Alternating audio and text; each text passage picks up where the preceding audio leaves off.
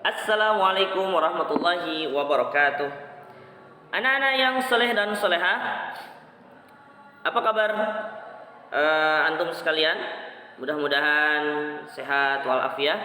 Bertemu lagi dengan Pak Ade dalam pembelajaran PAI atau PABP untuk kelas 4. Seperti biasa, penggunaan buku adalah buku Senang Belajar Agama Islam dan Budi Pekerti, penerbit Erlangga.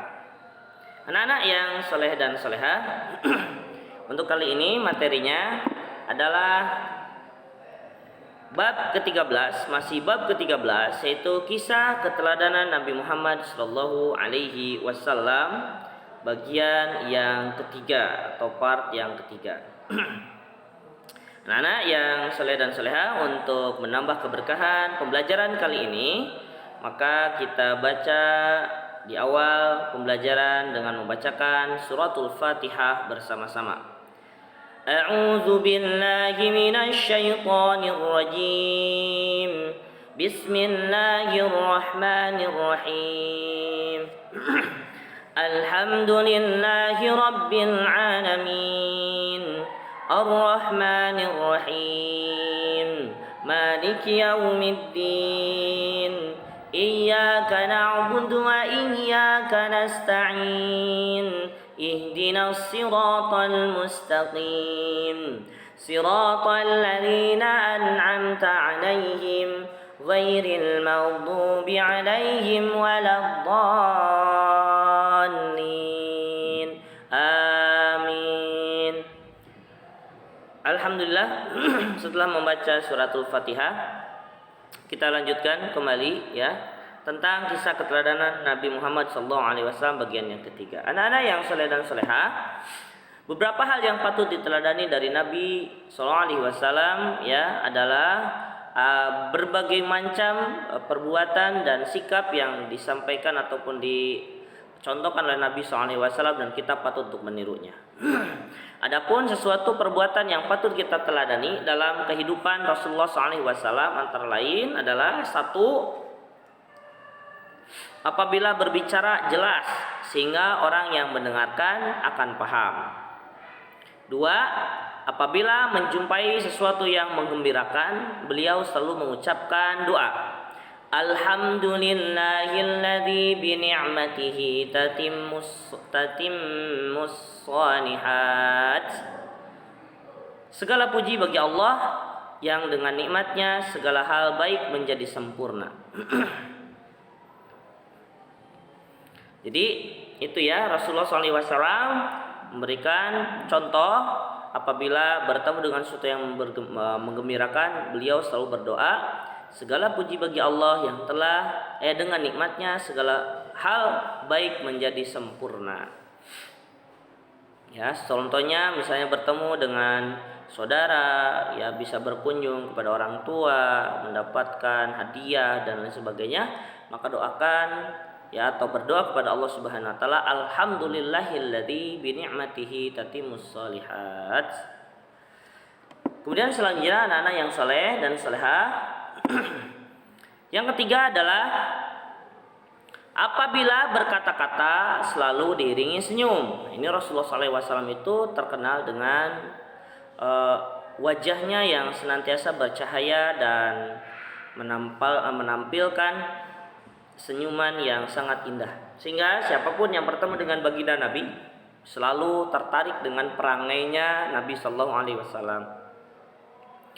Ya, mau itu orang kafir, mau itu orang Muslim, tentu akan sangat senang sekali bertemu dengan wajah yang selalu berseri-seri, yaitu wajah baginda Nabi Sallallahu Alaihi Wasallam.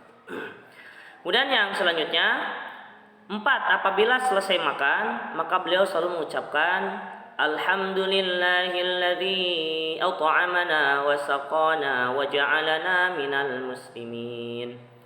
Nah, artinya segala puji bagi Allah yang telah memberikan makan dan menghilangkan haus, dan semoga Allah menjadikan kita sebagai orang yang pasrah, ya. Orang yang pasrah. Ini adalah doa setelah makan. Makanya sering terlupakan oleh anak-anak sekalian, ya, bahwa ketika makan dan minum itu yang sering kalian baca itu doa mau makan. Setelah makannya selalu lupa.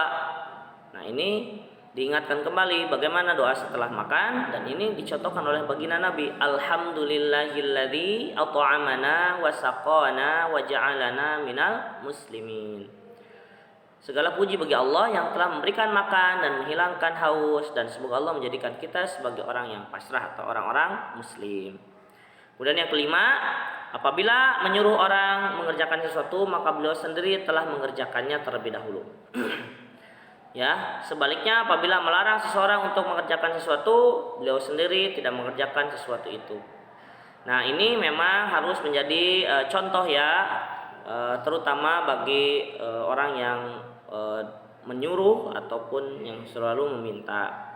Terutama untuk para abi dan umi yang mungkin mendengarkan, sebelum memerintahkan kepada anak-anaknya untuk melaksanakan perbuatan-perbuatan yang baik, alangkah lebih baiknya memang perbuatan baik itu dibiasakan terlebih dahulu oleh orang tua, sehingga menjadi teladan yang tidak terbantahkan ya di hadapan anak-anak sekalian. Jadi sebelum diperintahkan itu pasti akan anak-anak bertanya, ya Abi melakukan juga apa tidak, atau Umi melakukan juga apa tidak. Nah, ini kan saking cerdasnya anak-anak kita ya membuat alasan gitu ya di setiap apa yang kita perintahkan. Tentunya yang apa yang kita perintahkan adalah sesuatu yang baik. Bahkan baginda Nabi SAW itu memerintahkan sesuatu yang beliau sudah kerjakan. Ketika aqimus shalah wa atuz zakah, ketika Rasulullah SAW memerintahkan untuk melaksanakan sholat dan mengeluarkan zakat, maka Rasulullah SAW adalah orang yang pertama melaksanakan sholat dan mengeluarkan zakat. Kemudian wajahidu bi amwalihim wa anfusihim, berjihadlah dengan jiwa dan raga, dengan harta. Maka Rasulullah SAW pun adalah orang yang paling pertama berjihad dengan jiwa dan harta itu. Oleh karena itu ini menjadi teladan bagi kita semua. Bahkan ada beberapa keterangan menyebutkan Rasulullah SAW itu tidak pernah menyuruh kepada Anas bin Malik sebagai pembantunya, kecuali perkataan, wahai Anas bin Malik, wahai Anas, apa yang bisa saya bantu. Coba bayangkan seorang majikan ya itu berbicara kepada pelayannya bahwa apa yang bisa aku bantu wahai pelayan. Nah, ini adalah hal yang hebat gitu ya, hal yang luar biasa yang ditampilkan dari sikap kepribadian Rasulullah SAW. Baik, dilanjutkan anak-anak yang soleh dan solehah. Yang nomor 6 adalah beliau selalu memperhatikan kebersihan. Apabila mandi, beliau membersihkan dengan sempurna. Jadi untuk mandi, antum sekalian harus mandi dengan tata cara yang benar ya, dengan tata cara yang benar yang sudah dicontohkan oleh baginda Nabi. Makanya kalian harus mencari, menggali dan mempelajari bagaimana sifat mandinya baginda Nabi SAW sehingga bersih ya. Jadi nggak disebutkan bahwa Rasulullah SAW gatal-gatal badannya karena banyaknya daki yang menempel di badannya. Nggak pernah terceritakan seperti itu, karena memang Rasulullah SAW ketika mandi, beliau mandi dengan sempurna dan bersih ya. Kemudian Rasulullah SAW menyisir rambutnya. Rambutnya beliau itu hitam, agak ikal gitu ya, agak bergelombang.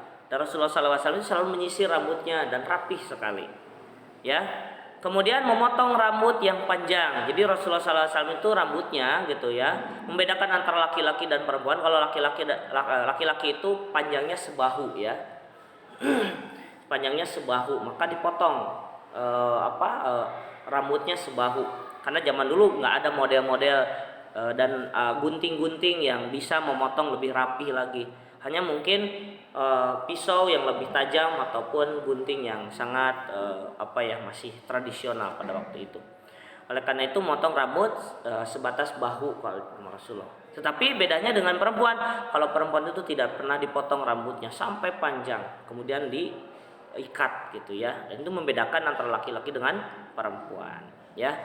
Kemudian membersihkan kuku, memakai wewangian Ya, membersihkan kuku, ya kukunya tidak pernah panjang Rasulullah SAW, selalu dipotong. Minimal sepekan sekali atau seminggu sekali di hari Jumat beliau memotong kukunya. Ya, untuk menjaga kebersihan beliau selalu menjaga kebersihan kukunya ya setiap harinya. Kemudian memakai wewangian. Nah, ini memakai wewangian itu khusus untuk yang laki-laki karena untuk pergi ke masjid sunnahnya memakai wewangian pergi ke masjid. Padahal Rasulullah SAW itu sebetulnya tidak punya minyak wangi khusus. Tidak punya minyak wangi khusus dan Rasulullah tidak pernah membeli minyak wangi sebetulnya. Ya, diceritakan ataupun dikisahkan dalam sifat Rasulullah SAW yang disampaikan oleh para ulama. Rasulullah SAW itu wangi dari badannya beliau. Jadi badannya sudah wangi dari sananya. Jadi keringatnya beliau itu wangi. Ya, beda dengan keringatnya kita. Keringatnya kita itu mohon maaf bau ya, bau keringat. Tetapi kalau keringatnya baginda Nabi SAW itu wangi. Makanya Rasulullah SAW itu tidak pernah memakai minyak wangi secara khusus, tetapi memang badan beliau wangi dan menjaga kebersihan dari pakaiannya. Kemudian mencuci tangan sebelum dan sesudah makan. Nah, ini juga menjadi syarat, apalagi sekarang masih dalam kondisi pandemi corona, maka mencuci tangan sebelum dan setelah makan itu adalah menjadi sebuah keharusan. Dilanjutkan anak-anak, nomor 7, beliau menyayangi dan mengasihi sesama manusia dan juga binatang. Bahkan beliau pernah mengobati ayam jantan yang sedang sakit. Ya, memperhatikan umatnya yang sedang sakit atau yang sedang kesusahan, itu adalah beliau sangat menyayangi umatnya. Dan juga kepada binatang, ya. Dan beliau juga penuh kasih sayang terhadap binatang, ya, pada kucing, kepada ayam dan lain sebagainya. Kemudian yang selanjutnya, beliau selalu melakukan silaturahim kepada keluarganya, sahabatnya, dan bahkan kepada orang lain. Apabila ada orang yang kesusahan atau terkena musibah, beliau datang melewat dan memberikan pertolongan. Nah, ini ya, harus menjadi kebiasaan kita rajin bersilaturahim agar orang-orang yang ada di sekitar kita itu mendapatkan kemanfaatan atas hadirnya kita. Kalau kita mampu untuk membantu, maka bantulah saudara-saudara kita. Kalaupun kita tidak bisa membantu dengan materi atau dengan harta, maka paling tidak kita menyampaikan ucapan yang bisa membesarkan dan membahagiakan hati mereka. Ya, mendoakan mereka agar mereka segera keluar dari segala kesulitan dan musibah yang sedang menimpa. Baik, selanjutnya beliau bukan pemarah atau pendendam, ya. Ketika berdakwah di Taif, penduduk Taif membalas dengan hinaan, ejekan, bahkan dengan lemparan batu. Tetapi Rasulullah SAW tidak pernah marah, bahkan berdoa untuk mereka. Bahkan beliau itu bukan pendendam. Rasulullah SAW itu senantiasa disakiti ketika berada di kota Mekah oleh Abu Jahal, oleh Abu Lahab, oleh Abu Sofyan dan orang-orang kafir yang lainnya. Nah, ketika Rasulullah SAW berhijrah pun mereka masih diganggu juga dari kota Madinah, ya, diganggu. Nah, ketika datanglah pertolongan Allah Subhanahu wa taala dan kemenangan yang luar biasa, yaitu Rasulullah SAW bisa menaklukkan kembali kota Mekah dengan 10.000 pasukan, ya, sedangkan orang kafir Quraisy tidak bisa melawan sama sekali. Maka apa yang dikatakan oleh Rasulullah SAW, hadza yaumul marhamah, hari ini adalah hari kasih sayang. Padahal pada waktu itu Rasulullah SAW begitu mampu untuk membalas setiap perbuatan mereka yang jahat dahulu. Tetapi Rasulullah SAW tidak memiliki sifat pendendam, tidak pernah dendam kepada orang lain, maka Rasulullah SAW membalasnya dengan penuh kasih sayang. Makanya dakwah Rasulullah SAW itu sangat sukses luar biasa, bahkan sampai kepada kita menjadi umat Rasulullah SAW meskipun tidak pernah bertemu Rasulullah SAW. Nah, anak-anak yang soleh dan solehah, mungkin sampai itu ya tentang teladan Rasulullah SAW, beberapa hal yang perlu diteladani dari Nabi SAW. Nah, sekarang tugas bagi antum ini ada di halaman 137 ya, informasi di 136.